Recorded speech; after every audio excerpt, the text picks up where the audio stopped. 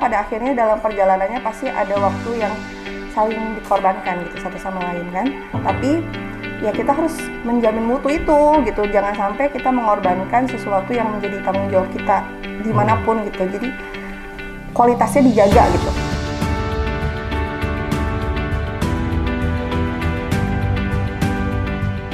Halo teman-teman, kembali lagi di perbincangan kita yang kedua. Jadi yang pertama tadi kita udah lebih banyak membahas tentang Mbak Nuni secara personal. Dan tentu ada banyak tips, ada banyak pengalaman yang bisa teman-teman siswa, teman-teman guru yang lain bisa juga menerapkan hal itu, ya.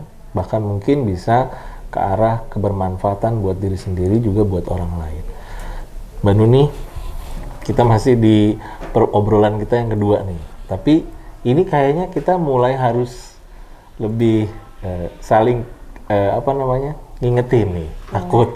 Takut keluar dari area obrolan kita. Siap. Jadi Mbak Nuni, untuk teman-teman yang belum nonton di obrolan kita yang pertama, jadi Mbak Nuni adalah ketua jurusan animasi di SMK Negeri 2 Cikarang Barat. Nah, saya juga pernah membaca, mempelajari bahwa di SMK 2 Cikarang Barat, SMKN 2 Cikarang Barat ini pernah berprestasi di film animasi. Nah, tapi sebelum itu saya mau tanya dulu. Mulai kapan animasi di SMK 2 Negeri 2 Cikarang Barat ada? Oke. Kapan tuh? Untuk tahun ini sih masuk ke generasi ke angkatan ke-8. Angkatan ke-8. Nah, dihitung mundur saja. Oke. Nah. Angkatan ke-8. Di wilayah Bekasi Cikarang, passion anak-anaknya juga suka juga di animasi. Jadi antusiasnya gimana tuh? Banyak atau rata-rata jumlahnya berapa dalam satu angkatan? Kalau secara aturan resmi, kita sih setiap tahunnya menerima 2 kelas. Kayak dengan kuota satu kelasnya 36. Satu kelasnya 36. kuotanya 36. Rata-rata siswa yang masuk ke SMK Negeri 2 Cikarang Barat ke animasi ini memang sudah punya bekal di sebelumnya, atau memang dia ya udah, aku kayaknya tren sekarang animasi, jadi aku pengen masuk aja gitu. Oke. Mungkin sedikit ada pengalaman menarik nih ya. Kemarin tuh ada siswa kelas 10 tahun ajaran baru gitu kelas ya. Kelas 10 tuh kelas 1 ya? Kelas 1, betul. Nah, tanpa maksudnya spontan lah dia cerita. Karena ada momentum dia terlibat dalam kegiatan lomba di jurusan animasi, festival film animasi juga. Karena kelas 10 mereka kan masih belajar manual nih ya. Jadi mereka support untuk storyboardnya gitu. Karena saya lihat memang itu hasil mapping dari guru mata pelajarannya. Jadi ketemulah sama saya gitu di jurusan. Ngobrol-ngobrol ternyata sebelum masuk SMK 2 tuh tinggalnya di Kota Bekasi. Nah, terus kamu pindah ke sini bagaimana? Ikut orang tua kah gitu ya? Tidak Bu, orang tua saya bekerjanya masih di Kota Bekasi gitu. Hanya mengikuti saya karena saya ingin masuk ke jurusan animasi. Padahal di Kota Bekasi juga ada kan ya. Nah itu, kamu tahunya dari mana informasinya? Dari Mbah Google katanya gitu kan. Dari Mbah Google. Oh ya. Nah dari situ memang dia punya passion, karena di mapping sama gurunya arti kan memang sudah terseleksi, punya passion dari awal dia masuk ke SMK 2 ingin masuk jurusan animasi. Dan itu satu sampling dari siswa tersebut. Siswi tersebut. Nah, ada juga beberapa cerita kami tuh di jurusan animasi itu dari awal ketua jurusan, kan kebetulan saya baru 1,5 tahun nih, belum setengah banget nih ya gitu. Jadi ketua jurusan yang sebelumnya itu sudah mengadakan kegiatan Anifest namanya. Itu salah satunya adalah lomba-lomba. Dan pesertanya itu dari tingkat TK, SD sampai SMP. Nah, itu regenerasi. Jadi mensosialisasikan bahwa di SMK 2 Cikarang Barat ada jurusan animasi. Dan yang menang itu rata-rata mereka melanjutkan ke SMK 2 Cikarang Barat dengan jurusan animasi. Jadi ya berjalan aja begitu. Jadi kalau bisa dikasih sampling, mungkin nggak 100%. Mereka punya passion masuk ke animasi SMK 2 Cikarang Barat gitu. Nah. Tapi dari sekian persen itu yang jadi aset di SMK 2 gitu. Untuk kita bisa membangun. Tentu jadi apa? Jadi aura positif buat teman-teman yang tadinya sama sekali, kan ada juga yang nggak punya passion sama sekali kan. Sekarang lihat sosok sampel-sampel teman-teman yang menginspirasi, akhirnya dia ikut terbawa. Betul. Nah, salah satunya ada yang di sini nih ya, di Iya, Poltek Bima, terima kasih namanya ya. Mas Fia. Sama, keren. Nah, lanjut nih. Kalau yang sudah punya passion, berarti sekolah maupun guru mata pelajaran tentu akan lebih punya kemudahan dalam mentransfer kompetensi atau pengetahuan yang harusnya dia lakukan. Bagi yang nggak punya passion, ya dong. Iya. Berarti kan betul-betul kita harus gandeng banget nih sampai dia bisa. Itu pola yang dilakukan gimana? Baik di teman-teman guru yang lain di jurusan animasi ataupun Mbak Nuni sendiri. Oke. Mungkin kalau kasus itu kan bisa terjadi di berbagai macam kompetensi kalian ya. Ya. Karena kan ada beragam maksudnya bisa jadi hal tersebut terjadi gitu. Betul. Nah, kalau di animasi sendiri, alhamdulillah saya kan bekerja sama teman-teman tuh yang memang mereka punya semangat yang sama gitu, bahwa ya dari setiap tahap demi tahap itu mau tidak mau mereka harus mengikuti pola animasi. Dari mulai mereka PKL, mereka tuh harus ke industri animasi. Ketika mereka PKL tuh tidak, karena kita misalnya sudah banyak di SMK 2 Cikarang Barat, alhamdulillah bisa berkolaborasi dengan salah satunya kan Politeknik ya, Politeknik Bina Madani, kemudian juga dengan industri-industri yang ada di Cikarang gitu. Tapi nggak serta-merta ketika anak PKL itu langsung diterima karena kita komunikasinya baik. Tapi kita ada syarat portofolio yang harus mereka penuhi, sehingga nanti ketika PKL mereka langsung diplot di divisi apa sesuai dengan portofolionya. Nah, kemudian juga dari segi proses, kita ada lomba setiap tahunnya yang ya untuk mengukur kemampuan di jurusan. Nah, hal-hal tersebut kan LSP juga dengan unit kompetensinya itu praproduksi, produksi sampai pasca. Itu juga on the track sesuai dengan pola di animasi di industri gitu. Nah, hal tersebut menjadi tuntutan kami di jurusan animasi yang mau tidak mau anak-anak yang tidak punya mungkin bukan tidak punya ya, tapi belum mengetahui, karena kan mereka dari SMP yang pelajarannya juga umum gitu. Nah, dari hal itu kita mensosialisasikan dengan treatment pertama tutor sebaya. Tutor sebaya yang dilakukan gimana tuh? Berkelompok? Iya. Berkelompok atau perorangan siswa atau gimana? Tutor sebaya itu bisa per kelompok, tergantung case-nya atau project yang sedang kita kerjakan. Biasanya mungkin di divisi, misalkan kalau dalam project pembuatan film animasi kan ada divisi untuk yang bagian praproduksi. Nah, itu pasti ada leadernya itu yang memang sudah punya dari kakak tingkat yang sudah pengalaman PKL di industri sebagai leader, sebagai director untuk di timnya. Pokoknya setiap kelompok-kelompok itu untuk di 3D-nya juga sama, ada leader dari mereka yang udah lebih dulu, kakak seniornya. Nah, nanti anak-anak yang baru, yang kelas 10, kelas 11, mereka itu include di situ. Awalnya mungkin mereka sebagai support doang gitu, tapi lama-lama kan mereka ketika nanti udah dikirim ke PKL di industri, mereka akan menjadi leader. Jadi dari generasi nggak putus gitu. Karena memang mau tidak mau, peran tutor sebaya itu penting banget. Pertama, cara komunikasi antara sesama kakak tingkat dan junior itu kan mungkin sesama teman gitu ya, masih satu frekuensi gitu gitu. Jadi mereka bisa lebih mudah menyerap. Lebih terbuka juga, lebih terbuka. Aku pengen bisa ini nih. Gitu. Terus kemudian adiknya misalkan ada trouble, ada kendala, tanpa malu kan pasti tanyakan gitu ke kakaknya, ini gimana ya gitu. Nah, kita juga harus membangun soft skill kakak tingkatnya juga gitu. Artinya juga dia bisa jangan soft skillnya itu terlatih cara menyampaikan ke adik tingkatnya, bagaimana, jangan hanya memaksakan untuk melakukan sesuatu, tapi biar memotivasi adiknya gitu, bagaimana biar adiknya tuh yang belum paham mau bertanya gitu, jangan udah seram duluan sama. Tapi insya Allah sih dengan proses pembelajaran yang menjadi tutornya itu mereka juga punya soft skill-nya juga terbangun gitu. Berapa lama sih yang dibutuhkan untuk temen tutor sebaya tuh bisa ngedampingin juniornya? Contoh samplingnya ketika kita bikin untuk festival film animasi 3 dimensi, itu tuh kan prosesnya tuh untuk durasi 4 menit atau 5 menit itu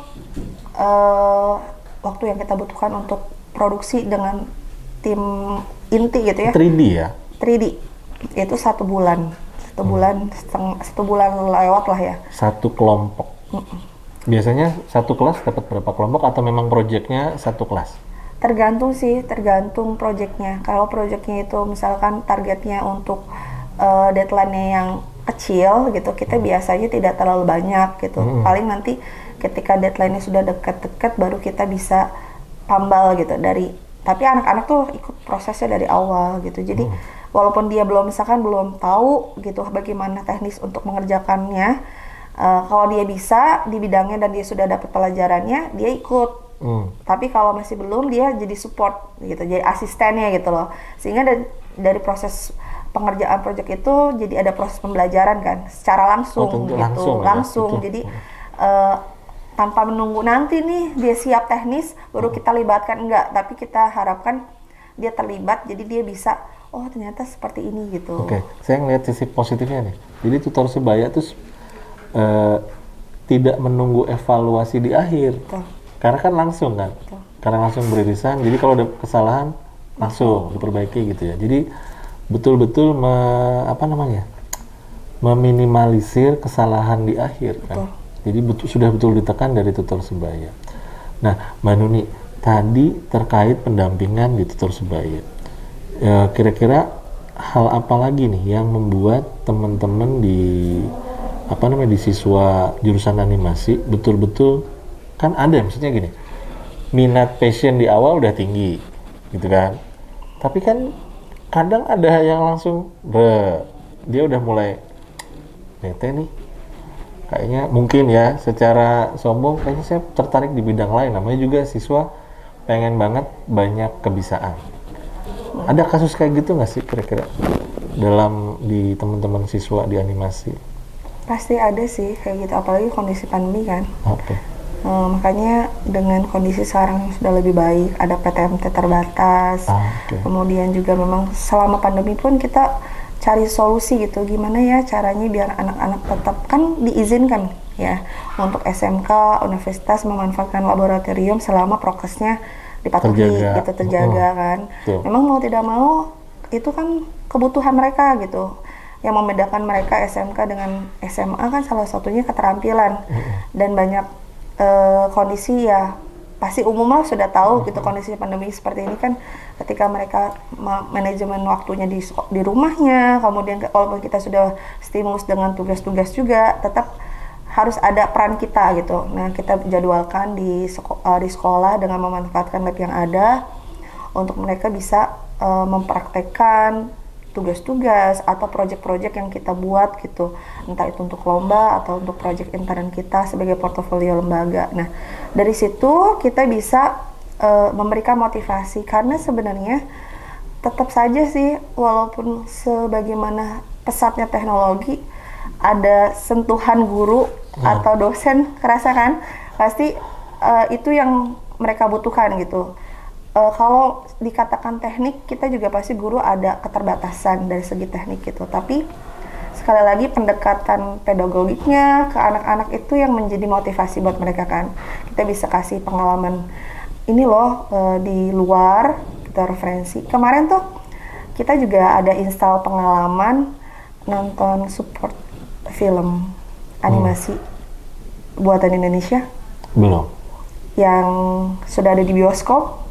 Dari boleh ya disebut ya? Boleh dong. Boleh ya? Boleh dong. Nusarara. Oh, Nusarara, oke. Itu awalnya tuh saya lihat. Sorry. Giant apa produksinya? The Little Giant. The Little Giant. Ya betul. Apa promosi ya? Biar betul, itu juga jadi benchmark kita bahwa animasi di Indonesia itu sudah mulai ini ya. Udah kualitasnya seperti itu dan itu bukan teknik doang, tapi ada pesan moral, cerita story-nya itu nyampe banget semua segmen gitu. anak-anak aja pas kita undang, kita libatkan gitu, mereka sempat terharu. Berarti kan kadang kita kalau nonton animasi tuh pasti happy ya, kadang kalaupun sedih juga nggak terlalu banyak gitu, tapi pesannya, tekniknya itu mantap banget sih gitu. Nah itu metode itu juga kita lakukan, jadi mereka bisa reward karena mereka sudah totalitas di lab untuk mengerjakan suatu project gitu. Kemudian juga setiap pengajarnya dari kita di SMK 2 Cikarang Barat itu sudah punya visi yang sama, pengalaman di industri gitu, jadi bisa memberikan referensi ke anak-anak, kalau kamu tuh dengan belajar ini dampaknya ini loh, manfaatnya ini gitu, sehingga anak tuh belajar tidak hanya menelan bulat-bulat aja materi yang kita kasih, tapi apa sih implementasinya dalam nanti ketika sudah, bukan nanti, malah saat ini ketika mereka sebagai siswa mereka terlibat gitu, dan mereka bisa merasakan oh iya ternyata tuh di animasi itu bukan hanya membuat sesuatu tuh hanya untuk mendapatkan nilai ataupun hanya untuk mengisi waktu, tapi memang trennya itu saat ini yang sedang dikembangkan, dan bahkan dalam kondisi pandemi sekalipun bukan jadi hambatan untuk tidak produktif dalam membuat animasi gitu, bahkan tidak terpengaruh gitu, malah lagi hektik banget kan industri-industri animasi yang rekanan kita tuh, mereka pandemi itu malah mereka lagi hektik banget untuk bikin project ini, project itu. Betul. Dan kita tuh dilibatkan di SMK 2 melalui PKL-nya, dapat ilmu, kemudian juga mereka memberikan project ke kita. Itu apresiasi atau peluang besar banget buat anak-anak. Nah, maintain tersebutlah yang kita lakukan dari segi proses pembelajaran secara umum, kemudian kita praktek di lab secara berkala, kemudian pendampingan dari guru-guru yang memang kompeten di bidangnya, karena kita punya beberapa mata pelajaran kan di animasi, dan guru-gurunya juga kompeten, ahlinya di bidang itu. Terus kita punya rekanan industri yang salah satunya ini kan, Politeknik Bina Wadani, terus industri-industri yang lainnya juga. Itu menjadi referensi buat anak-anak. Itu kita sosialisasikan terus gitu, setiap momentum. Kayaknya dari obrolan ini hampir masalahnya teratasi ya? Pasti ada. Alhamdulillah ya begitu. Oke. Bisa kasih tips pada mungkin kajur di bidang lingkup multimedia atau animasi yang mungkin menghadapi kendala yang sama, terutama transisikan, sekarang lagi transisikan dari daring terus kemudian ke hybrid ya, atau mungkin mulai ada blended learning di situ, campuran. Nah mungkin ada juga yang mungkin sudah mulai nggak sampai putus asa sih, tapi paling tidak sudah mulai merasakan lah kesulitan-kesulitan. Kira-kira pesan-pesan apa ke teman-teman guru, teman-teman pengelola sekolah?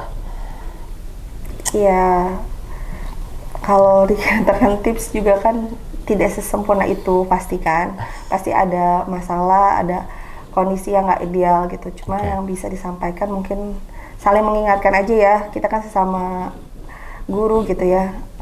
Mungkin pasti juga banyak dari sekolah lain di Cikarang, di Bekasi, di kota Bekasi atau di daerah lain di luar Jawa Barat yang mereka sekolahnya juga sudah berkembang gitu.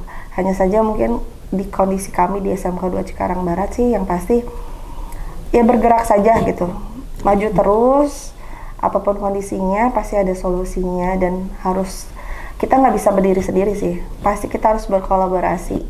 Ya namanya kita kan makhluk sosial, kita butuh satu sama lain, termasuk dalam merealisasikan tujuan, visi, dan misi satu organisasi, apalagi kita menyangkut cita-cita atau mengantarkan keberhasilan gitu, mencerdaskan anak bangsa gitu ya di Hari Guru ini gitu. Maka kita bisa berkolaborasi dengan teman-teman, dengan guru senior itu kita bisa cari informasi, karena kan kadang pengalaman itu nggak mesti harus kita jalani sendiri ya, kadang kita juga bisa ambil hikmah dari apa yang orang lain sudah lakukan. Kemudian harus komunikasikan dengan teman-teman, karena saya dapat kesempatan sebagai ketua jurusan, alhamdulillah di baliknya tuh banyak guru-guru yang support, gitu. Jadi kita komunikasikan visi dan misinya untuk apa, bagaimana, kemudian kita sosialisasikan ke anak-anak, kemudian ke orang tua, karena nggak bisa namanya visi misi sekolah itu bisa maju tanpa support orang tua. Support orang tua itu penting, tidak hanya dari segi moral saja, tapi material juga. Karena kan di bidang animasi mungkin Pak Amri tahu ya, Ya, support untuk sarana. infrastrukturnya, apalagi kita juga PKL harus keluar dari Kota Bekasi, karena kan di Kabupaten Bekasi masih belum banyak yang bergerak di bidang animasi. Tapi itu kan jadi pengalaman, oh ternyata di daerah lain ada satu culture, budaya di sana yang mereka ambil, kemudian suasananya juga beda gitu. Nah, maksud saya mungkin kita lebih bergerak aja, maju terus gitu, terus kita komunikasikan, dan jangan, ya itu pentingnya komunikasi gitu ya. Kayak saya hadir ke sini juga kan ingin kolaborasi Setelah kan. menunggu sekian lama. Sekian purnama ya Pak. Sekian purnama baru bisa hadir, maaf ya Pak ya. Jadi Oh, Bapak, terima kasih. iya, jadi intinya sih bergerak terus dan komunikasikan. Kenapa tidak ada support, pasti ada miskomunikasi gitu. Dan ketika dikomunikasikan ternyata masih ada halangan atau rintangan, itu wajar. Karena kan nggak semuanya selalu mulus kan.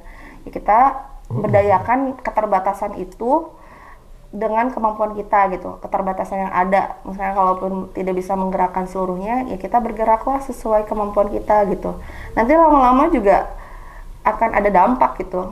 Mungkin nggak langsung luas gitu, tapi setidaknya Pelan-pelan. pelan-pelan, minimal di lingkup kita, di circle kita itu yang menjadi ranah kita. Kalau saya kan di jurusan, berarti saya bisa berdampak ke siswa animasi, ke guru animasi, kemudian ke industri animasi. Nah, minimal di situ dulu deh ada dampaknya.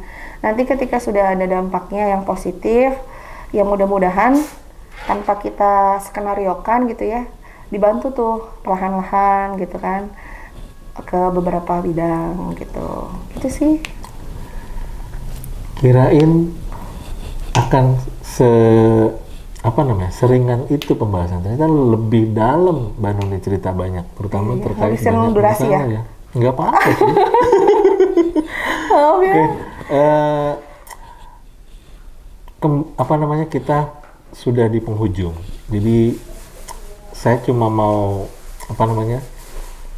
mau menyampaikan sedikit ya kesamaan misi sebetulnya. Jadi hadirnya Binara Edu juga tentu bisa mendapatkan pandangan-pandangan baru, pengalaman-pengalaman dari guru-guru hebat, dari kajur-kajur hebat dan keren gitu ya, dalam mengelola pendidikan di area sekolahnya. Jadi kepada teman-teman warga sekolah ataupun pimpinan dan pengelola, terutama siswa, tetap semangat agar Bekasi khususnya dalam bingkai provinsi di Jawa Barat punya banyak banget komunitas yang kreatif, terus berkembang, karena pada akhirnya juga untuk memajukan Kota Bekasi, Kabupaten Bekasi dan sekitarnya. Sekali lagi terima kasih Mbak Nuni. Kalau boleh minta 2 atau 3 atau lebih kata-kata untuk teman-teman siswa, apa kira-kira? Mana nih? Kesini. Oke. Untuk siswa. Boleh. Untuk siswa, ya kalau untuk siswa pasti kalian harus bertanggung jawab dengan pilihan kalian di animasi gitu ya. Dari mulai pembelajarannya apapun, karena tugas kalian saat ini sebagai siswa, ya kalian harus bertanggung jawab, karena apapun yang kalian lakukan akan berdampak untuk masa depan kalian nantinya gitu ya. Selama kalian melakukannya dengan maksimal, ya maksudnya usaha tidak akan mengkhianati hasil gitu. Jadi kalau kamu berikhtiar dengan maksimal, insya Allah hasilnya juga akan maksimal gitu sih. Terima kasih Mbak Nuni. Teman-teman, sampai jumpa di Binara Edu selanjutnya di Binara TV Podcast Naungan Politeknik Bina Madani. Salam, bye-bye. Assalamualaikum. Imajinasi itu ya tadi ya, imajinasi itu bisa divisualisasikan. Kemudian dari karakteristik materinya juga lebih memungkinkan banyak karakter itu diayomi gitu.